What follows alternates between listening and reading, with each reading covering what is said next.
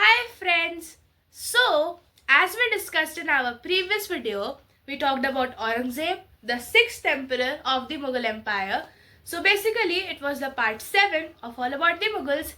This is the part 8 in which we will be talking about Mughal architecture. तो start करते हैं.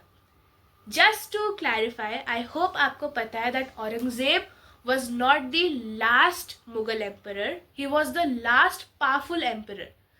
Last Mughal emperor है Bahadur Shah Zafar. Just to clarification. अब start करते हैं हमारे असली टॉपिक से, मुगल आर्किटेक्चर से. अगर मैं पूछूं मुगल आर्किटेक्चर क्या है, सबसे पहले तो वो बहुत ज़्यादा इम्पॉर्टेंट है. इंडियन हिस्ट्री के हिसाब से तो है ही, प्रेजेंट टाइम से भी है, क्योंकि इससे बहुत सारा रेवेन्यू जनरेट होता है, तो वो बहुत इम्पॉर्टेंट है. दूसरी चीज़, Mughal architecture is a beautiful blend of Persian, Islamic, Turkish and Indian patterns. ठीक है, ये दूसरी चीज़. अब इसमें भी बहुत एक इम्पॉर्टेंट चीज़ ये है कि ये जो मतलब एक टाइप का आर्किटेक्चर, ठीक है, उसमें ये 4 डिफरेंट पैटर्न्स कहाँ से आ गए. ठीक है, तो अब मैं आपको ये बताऊंगी from where these different patterns derive from. सबसे पहले पर्शियन. हमें तो पता ही है कि हुमायूं और पर्शिया का क्या अटूट रिश्ता है.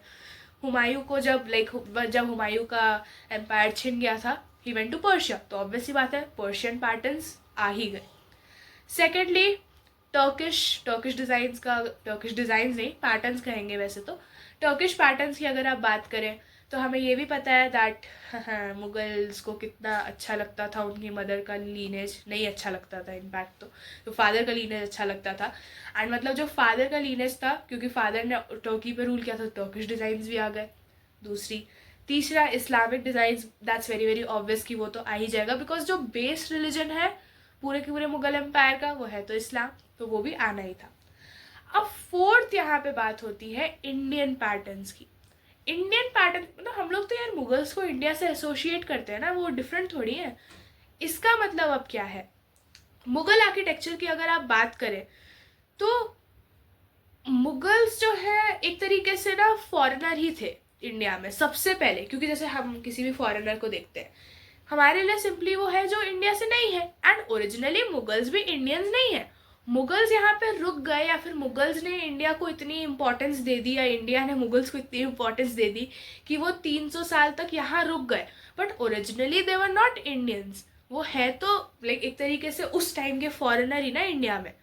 तो जब बाबर की एंट्री हुई इंडिया में, उस टाइम पे जो राजाओं के जो इन्फ्लुएंशियल डिज़ाइंस थे या फिर जो इन्फ्लुएंशियल पैटर्न्स थे, उसको फिर मुगल्स ने कंटिन्यूटी कर दी अपने ही मुगल आर्किटेक्चर में. सो इस तरीके से 4 डिफरेंट पैटर्न जो हैं एक टाइप के मुगल आर्किटेक्चर में आ गए. तो ये तो हो गई पैटर्न्स की बात. Secondly, most of the Mughal architectures में आप देखोगे कि ऊपर की ओर एक, जैसे अगर ये एक फ्लैट एरिया है, इसके ऊपर ना डोम्स होते हैं. डोम्स का मतलब एक ना अनियन शेप्ड स्ट्रक्चर. अगर मैं ताजमहल का एग्जांपल लूँ तो लाइक इट्स लाइक ताजमहल है ये, एंड उसके ऊपर आप देखोगे एक डोम है वाइट कलर का, अनियन शेप्ड है कुछ, है ना, उसी को डोम कहते हैं. तो मुगल आर्किटेक्चर में आप बहुत सारे मतलब मैक्सिमम ऑफ देम में आप डोम्स देखोगे. एंड ऐसा नहीं है कि सिर्फ और सिर्फ डोम्स, उसके ऊपर भी फिनियल्स रहते हैं. फिनियल्स का मतलब होता है अगर ये कोई डोम है फॉर एग्जाम्पल, है ना, कोई फॉर एग्जाम्पल ये एक डोम है एंड इसके ऊपर भी कुछ एक पतली सी कोई चीज़ होती है जो कि हाँ वो एक इन्हांस कर देती है एक ब्यूटी को, उसी को फिनियल कहते हैं. दूसरी चीज़, मतलब ये दूसरी चीज़ थी, अब मैं तीसरी चीज़ बता रही हूँ. तीसरी चीज़ चार बाग का कॉन्सेप्ट, यानी कि जो गार्डन एरिया होता है ना, मतलब जैसे अब मुगल्स एंड नेचर का तो है ना कि जहांगीर फॉर एग्जांपल, बाबर, इन सबको नेचर इतना पसंद है, देवर द लवर ऑफ नेचर. तो उसमें जो गार्डन एरिया है उसके उनको 4 पार्टीशन में डिवाइड कर दिया जाता था. तो वो है तीसरी चीज़. चौथी चीज़ ये है हाँ मटीरियल. जो सबसे प्राइमरी मटेरियल जो यूज़ हुआ है ना मैक्सिमम ऑफ मुगल आर्किटेक्चर में, मैक्सिमम, सबसे पहले वाइट मार्बल, उसका सबसे बड़ा एग्जाम्पल है ताजमहल. दूसरा रेड सैंडस्टोन. जामा मस्जिद वो आपको दिखेगा भी रेड, वो जो है रेड सैंडस्टोन का बना है. तो ये 2 प्राइमरी मटेरियल है जो कि मुगल्स यूज करते थे अपने आर्किटेक्चर में। अब ये हो गई 4 डिफरेंट बातें। 5वीं है ज्योमेट्री और सिमेट्री। मतलब आप देखना, कोई भी मुगल आर्किटेक्चर है, कभी आप उसके ऊपर देखना, ऐसे ऊपर की तरफ आप देखोगे बहुत प्रिसाइज पैटर्न्स है, ठीक है, प्रिसाइजली एक एक चीज। रेड फोर्ट जाओ, रेड फोर्ट में आप ऊपर देखोगे ना, इतने ऐसे इतने सिमेट्रिकल पैटर्न्स दिखेंगे आपको। सेम वे किसी भी मुगल आर्किटेक्चर में हर बहुत फाइनली मेड सिमेट्रिकल पैटर्न्स होते हैं। वहीं अगर आप हिंदू पैटर्न्स का कंपैरिजन करोगे ना, हिंदू एंड मतलब अगर जो हमारे जितने भी राजपूत्स थे उनके जितने भी आप पैलेसेस या फिर जो किले वगैरह देखोगे या फिर उनका आप कंपैरिजन करोगे ना मुगल से, तो आपको पता चलेगा कि उनमें रियल लाइफ ऑब्जेक्ट्स को ही मतलब सिग्निफाई कर दिया गया है पूरे के पूरे किले के ऊपर, बहुत कलरफुल, बहुत ही डिटेल्ड वे में। एंड वही मुगल्स में ज्योमेट्री और सिमेट्री को बहुत प्रिसाइजली एक एक सेंटीमीटर बहुत अच्छी तरीके से किया गया है। तो एक तरीके से देखा जाए तो Hindu architecture is like colourful and vibrant, and Mughals थे उस टाइम के मिनिमलिस्ट, मतलब बहुत सटल कलर्स का यूज करना और बहुत बहुत प्रिसाइजली एक एक पैटर्न होना। ये हो गई, आई बिलीव 4 बातें हो गई, 4 से 5 बातें हो गई। अब मुगल आर्किटेक्चर में मुगल एम्पायर का क्या इन्फ्लुएंस है, मतलब है तो मुगल आर्किटेक्चर एम्पायर का ही पार्ट, बट एम्परर्स का तो है ना, कि मतलब जैसे जैसे एम्परर्स बदले उनकी अपनी पर्सनालिटीज भाई, अपनी चॉइसेस भाई, उनकी अपनी कंडीशंस भाई, तो उसमें तो बदल ही जाएगा ना कुछ उनकी चॉइसेस अलग अलग होंगी। तो सो इसलिए आप देखोगे ना, एक जो 350 साल का जो ये पूरा पोर्शन है जिसमें हम लोग जो स्टार्टिंग के 6 एम्परर्स की बात करते हैं, उन सबके आर्किटेक्चर्स में आपको एक मेजर डिफरेंस दिखेगा, एंड वो सब उनकी पर्सनालिटी को दिखाएंगे। चलो हम बाबर और हुमायूं से स्टार्ट करते हैं। Babur was not at all interested in India, मैं एकदम साफ बता रही हूँ। इंडिया में बस उनके लिए अपना एम्पायर बड़ा करने का एक बस जरिया था इंडिया, तो उसमें उन्होंने कुछ बहुत आर्किटेक्चर में ऐसा कुछ किया नहीं है। एंड इनफैक्ट जैसे ही वो तो जीते जैसे ही इंडिया को, वैसे ही 4 साल बाद बाबर डाइड, तो बाबर का एज सच कुछ नहीं है। हुमायूं तो बेचारे सफ़र करते रह गए पूरी लाइफ अपने एम्पायर को जीतने में। दो हुमायूं टूम है, बहुत बहुत बहुत फेमस है वो तो हुमायूं टूम, लेकिन वो भी उनकी वाइफ ने बनवाया है। हाँ, एक यहाँ पे बहुत इंपॉर्टेंट पॉइंट ये है कि अगर ऐसा नहीं कि मुगल आर्किटेक्चर में सिर्फ वही इंक्लूडेड है जो कि मुगल एम्परर्स ने बनवाया है, ऐसा नहीं है। उनसे मुगल से रिलेटेड कोई भी इंसान ने कुछ भी बनवाया है, that will be counted as Mughal architecture.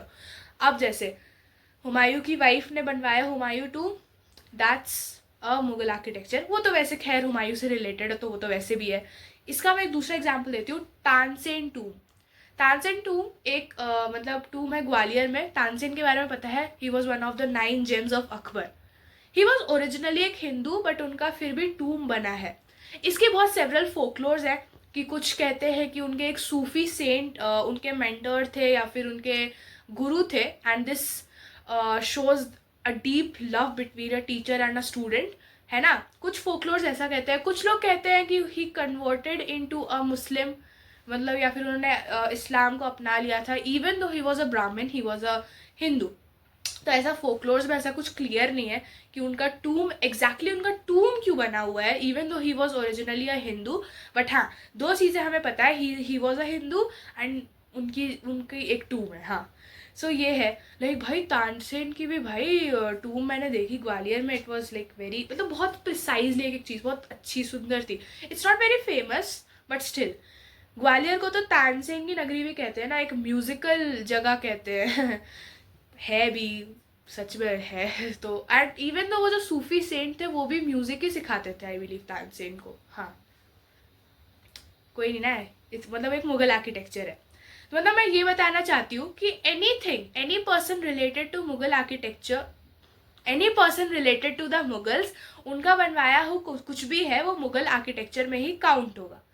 तो अर्ली पीरियड ऑफ अगर हम मुगल्स की बात करें तो अकबर तो बाद में ना, Babur and Humayun. Babur died at a very early stage, Humayun सफ़र ही करते रह गए एंड उनकी वाइफ ने फिर हुमायूं टूम बनवाया। आफ्टरवर्ड्स उसके बाद अकबर ने इंट्रोड्यूस किया है पर्शियन स्टाइल को, and Persian and Indian style का एक बहुत ब्यूटीफुल सा कॉम्बो करके उन्होंने फिर अपने आर्किटेक्चर्स को बिल्ड किया। उसके बाद फिर जहांगीर आए। जहांगीर थे चित्रकला के फैन, तो उनके टाइम पे आर्किटेक्चर्स और कलरफुल होने लगे। ठीक है, तो पर्सनालिटी का सोचो आप, अकॉर्डिंग टू द पर्सनालिटी ही पूरा का पूरा मतलब आर्किटेक्चर का बिल्ड होना मतलब बना है। ठीक है, अरे यार एक तो ये मौसम इतना ख़राब है, सबको खांसी हो जाती है बहुत परेशान हूँ मैं। कोई बात नहीं, हम लोग मुगल्स पे रहते हैं, सॉरी खांसी पे नहीं, साइंस पे नहीं, एसएसटी सॉरी। हाँ, तो इस पे अब आ जाते हैं हम जहांगीर पे। जहांगीर क्योंकि he was a fan of चित्रकला, तो उनके टाइम पे बहुत कलरफुल हो गया मुगल आर्किटेक्चर। आफ्टरवर्ड आते हैं शाहजहां, जिनको कहा जाता है, एक्चुअल में मुझे भी ऐसा लगता है कि मतलब रियल अगर आर्किटेक्चर किंग है ना कोई, तो शाहजहां ही वॉज। मतलब वो पूरे के पूरे मुगल एम्पायर का जो गोल्डन एरा है, जो मैंने आपको बताया भी था, वॉज ड्यूरिंग शाहजहां रूल। अब शाहजहां ने तो ताजमहल बनवाया, जिसको which is one of the 7 wonders.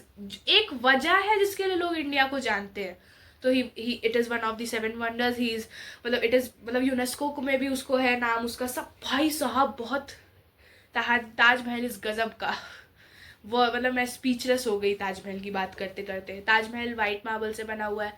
सो जैसे जैसे अब औरंगजेब पे आ जाओ, औरंगजेब के टाइम पर बहुत सिंपलर हो गए पैटर्न्स और बहुत रिलीजियस हो गए। रिलीजियस इन द सेंस बहुत related to Islam and Muslim, ऐसा कुछ हो गया था पूरा का पूरा आर्किटेक्चर जो भी है। ठीक है, सो दिस सिंपली मीन्स कि जैसे जैसे एम्परर्स आगे बढ़ रहे हैं, जैसे जैसे एम्परर्स चेंज हो रहे हैं, जैसे जैसे नए एम्परर्स आ रहे हैं, बहुत डिफरेंस आ जाता है एक एक आर्किटेक्चर में। हर चीज़ में बहुत डिफरेंस आ जाता है। अब यहाँ पे एक बहुत इम्पॉर्टेंट चीज़ ये है, ऐसा नहीं है कि अब मतलब यहीं पे ख़त्म हो गया, औरंगज़ेब के बाद कुछ है ही नहीं, ऐसा नहीं है। अगर आप बात करो सफ्दरजंग की, है ना, सफ्दरजंग की अगर आप बात करो, वहाँ पे लास्ट टूम है। लास्ट टूम मतलब ऐसा नहीं कि वो औरंगजेब ने बनवाया है, बाद के एम्परर्स ने बनवाया है। उसके बाद फिर आ जाता है बहादुर शाह जफ़र। तो जफ़र किला एक आ जाता है, जफ़र महल की किला, हाँ जफ़र महल या किला कुछ होता है। सो सिंपल मैं ये कहना चाहती हूँ कि ऐसा नहीं है कि औरंगजेब के बाद आर्किटेक्चर बने नहीं, राजा है तो आर्किटेक्चर तो वो बनाएंगे। मुगल्स में ऐसा है कि एक तो क्योंकि बेस रिलीजन इस्लाम है, तो टूम्स बनेंगे और किले बनेंगे, पैलेसेस बनेंगे। मुगल आर्किटेक्चर सच में एक बहुत डेप्थ वाली चीज़ है। मल्टीपल एग्जाम्पल्स हैं, इतने सारे एग्जाम्पल्स हैं जिनके बारे में आपको हर एक एम्परर की इंडिविजुअल वीडियो में बता भी चुकी हूँ। सो एंड आज के टाइम पे बहुत इम्पॉर्टेंट भी है। मुझे तो मैं तो भाई बहुत सारे मॉन्यूमेंट्स घूमती भी हूँ ना, तो मुझे पता भी चलता है। एंड ऐसा भी नहीं है कि it even shows a lot of depth and personality of each and every Mughal emperor. मतलब हर किसी की पर्सनैलिटी ही सिग्निफाई करती है। मैं एक इंटरव्यू देख रही थी जावेद अख्तर का, मतलब he is one of the he is a part of Bollywood I believe. हाँ, उन्होंने कहा था कि मतलब जितनी भी मुस्लिम क्वींस हैं उनके लिए तो टूम बनी है। जैसे अब ताजमहल है, इट्स फॉर मुमताज़, तो वो तो है ओरिजिनली भी वो मुस्लिम है। बट जितनी भी हिंदू क्वींस हैं उनके लिए छतरी बनी है, क्वींस वगैरह राजा लोग के लिए छतरी बनती थी जब उनकी डेथ हो जाती थी। So Mughal architecture is a lot about depth, and मैं तो घूमती हूँ, मुझे तो अच्छा भी लगता है। So with this we and with all about the Mughals. Hope you learned something new today. Bye bye and keep reading.